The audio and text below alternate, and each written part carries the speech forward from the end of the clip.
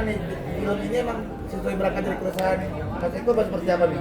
Ya, jadi saya kalau ngeliat film ini sebenarnya adalah mimpi saya gitu ya. Karena pertama jarang mengungkap tentang seorang ayah gitu ya. Film tuh jarang gitu. Yang ada adalah percintaan, kalau nggak ibu dan sebagainya. Ada tentang ayah tapi jarang. Terus kedua, kalaupun ada diungkapnya secara sedih dan sedih. Kalau di sini diungkapnya secara ya ada sedihnya, ada kocaknya, ada serunya dan sebagainya. Relate dengan permasalahan yang sekarang, ditambah lagi dengan kasus geng motor. Ini juga sebenarnya geng motor ya, geng motor. Cuma geng motor yang udah jadi ayah ya. Tetap sampai sekarang geng motornya nggak hilang, tapi dia sebagai seorang ayah dan sekarang adalah punya rasa gundah. Gundahnya adalah nih anak nih kira-kira jangan-jangan ada karmanya buat gue nih. Secara waktu itu gue melakukan, tahu sendiri kalau anak motor kan apa aja dianggap sah, ya kan? Apa aja dianggap sah, dari ketakutan. Jadi saya melihat bahwa ini relate lah dalam kondisi yang sekarang ini, bahwa bukan peranan untuk membesarkan anak tuh hanya seorang ibu, tapi juga di situ juga perlu seorang ayah yang sebagai imam dan juga sebagai panutan.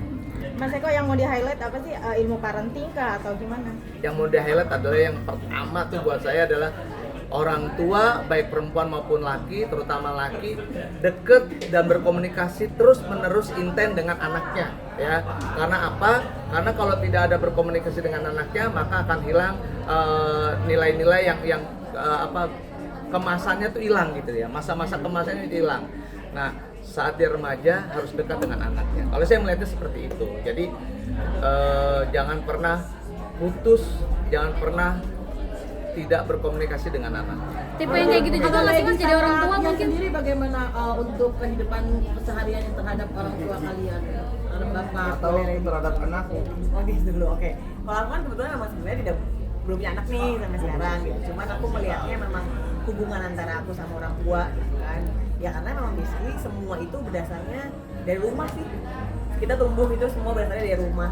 Kita melihat pasti ya yang kita look up tuh pasti orang tua gitu kan. Makanya kita berkembang, kita bertumbuh pasti kita melihat orang tua ya. Makanya aku melihatnya di sini ya gimana caranya nih memosisikan diri sebagai orang tua yang bisa diterima anak. Ya tadi kayak Mas Eko bilang, kita jadi teman. Makanya aku tadi sama anak kan santai.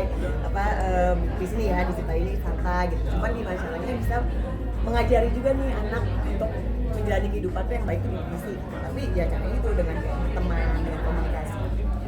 Kalau ini Lady gimana? Kalau aku sih lebih kayak ngelihat, karena kan kalau aku anaknya sebenarnya masih kecil ya, masih 7 dan 9 tahun.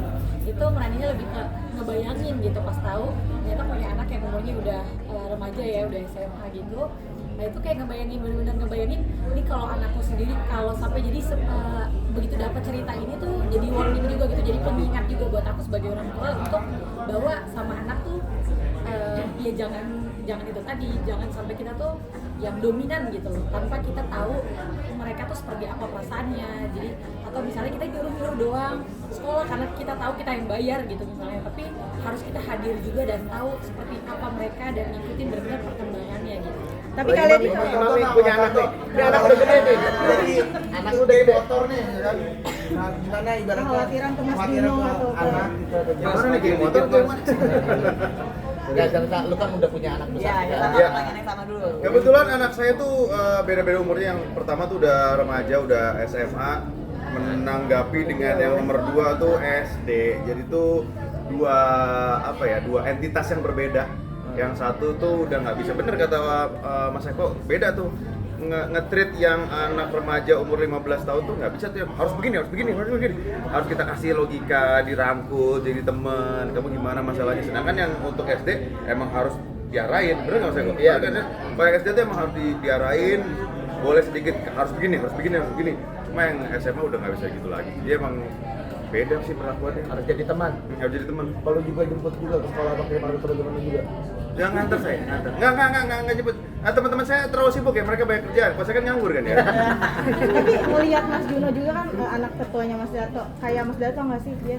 Oh jauh banget. Dia lebih santai, lebih introvert, lebih malu gitu. Kalau saya kan malu-malu.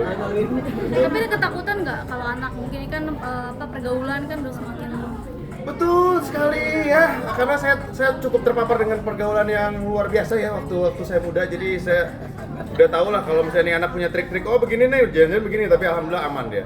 Jauh dari dulu saya kesini dia masih lurus lah nih gitu. Alhamdulillah masih aman. Ya satu pertanyaan lagi. Kak Lady sendiri Kak Lady. ngelihat peran ayah di kehidupan anak-anak gimana sih Kak Lady dari Saya pernah nanya di film atau di real life ya Kak Lady?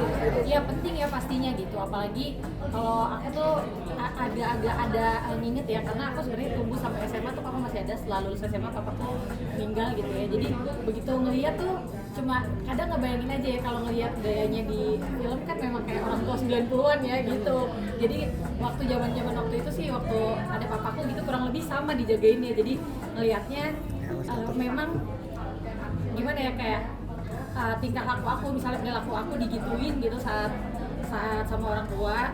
Nah sekarang tuh beda gitu, untuk ngedidik anak zaman sekarang tuh beda banget. Tapi lihat Kak Randy sendiri ke anak-anak Kak Lady gimana?